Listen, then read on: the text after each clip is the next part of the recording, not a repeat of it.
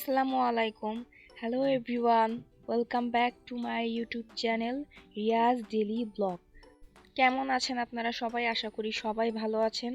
আলহামদুলিল্লাহ, আমি অনেক ভালো আছি। কাল থেকে রোজা শুরু, তাই একদম লাস্ট মুহূর্তে কিছু কেনাকাটা করার ছিল।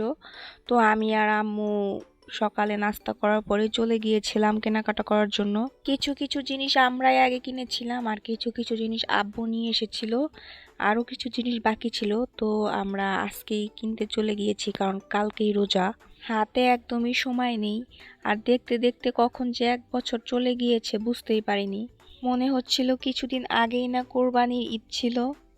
আমরা যখন ফল কিনছিলাম তখন আমার এই দোকানটা চোখে পড়ে। এই দোকানে গিয়ে আমার একটা বাস্কেট পছন্দ হয়ে যায়, তো ওই বাস্কেটটাও আমি কিনেছি, কিছুক্ষণ পরে আপনাদেরকে দেখিয়ে দিব।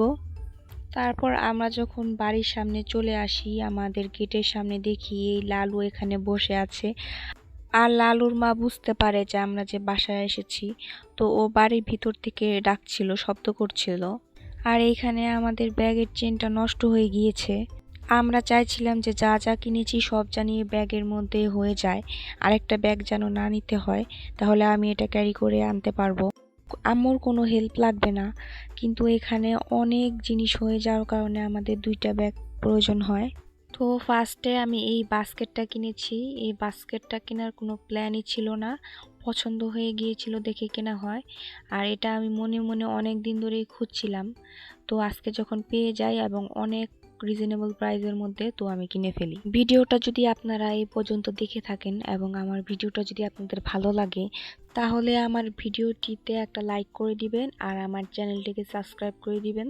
সাবস্ক্রাইব করার সময় বেল আইকনে ক্লিক করে রাখবেন, তাহলে আমার নেক্সট ভিডিওগুলো অবশ্যই খুঁজে বের করতে হবে না, আপনাদের ফোনে নোটিফিকেশন চলে যাবে। বাস্কেট কেনার পর আমি এই টিউলিপ ফুলগুলো কিনেছি। এটা আমার কালারটা তেমন একটা ভালো লাগেনি, কিন্তু এই কালারটাই ছিল, ইয়েলো কালার। আর খুব রিজনেবল প্রাইসের মধ্যে এগুলো বিক্রি করছিল। আমি হোয়াইটের মধ্যে পিঙ্ক কালারেরটা খুঁজছিলাম, ওই কালারটা অনেক আগেই সেল হয়ে গিয়েছে, তাই এই কালারটাই নিয়ে আসি। অন্য কালার যখন আসে তখন কিনতে পারবো। আর কেনা হয়েছে রোজার জন্য কয়েক রকমের ফল, তেল, চিনি, রুয়াবজা, ওটস, চিড়া, ইসবগুলির ভুসি, সাবুদানা, বিস্কিট, কনডেন্স মিল্ক, ব্রেড আর জ্যাম। হয়তো আজকে এই ভিডিওটার মধ্যে আমার ভয়েসটা একটু অন্যরকম লাগতে পারে, কারণ আমার ঠান্ডা লেগেছে, ভয়েসটা একটু মোটা হয়ে আছে। যেহেতু কালকে রোজা, তো আজকে সবারই অনেক কাজ, তো আজকে বাসায় আমার অনেক কাজ করা হয়। সব কাজ করে আম্মুকে হেল্প করছিলাম যাতে আম্মুর কোনো প্রবলেম না হয়।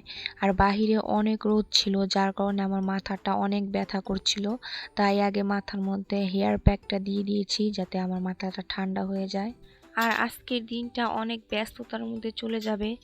আর কাল থেকে যেহেতু রোজা, তো সেরকম কাল থেকে আর সময়ও পাবো না, বাহিরেও যাওয়া হবে না।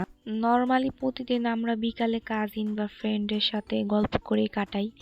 রোজার সময় বাইরে যাওয়ার টাইম পাবো না, দরকার ছাড়া বাইরে যাওয়া হবে না, এবং বিকালে কোনো গল্প করা হবে না, বাসায় কাজ থাকবে। তাই আজকে তাড়াহুড়া করছিলাম, আজকে বাইরে তাড়াতাড়ি যাব, ওদের সাথে অনেক গল্প করব। আমার হেয়ার প্যাকটা শেষ হয়ে গিয়েছিল, তো আমি আবার হেয়ার প্যাকটা বানাচ্ছিলাম যাতে রোজার মধ্যে আর বানাতে না হয়। আব্বু রোজার জন্য যে প্রয়োজনীয় জিনিস ছিল বাকি আনার, সেগুলো নিয়ে এসেছিল, তো ওগুলো আমি আলাদা আলাদা করে রাখছিলাম।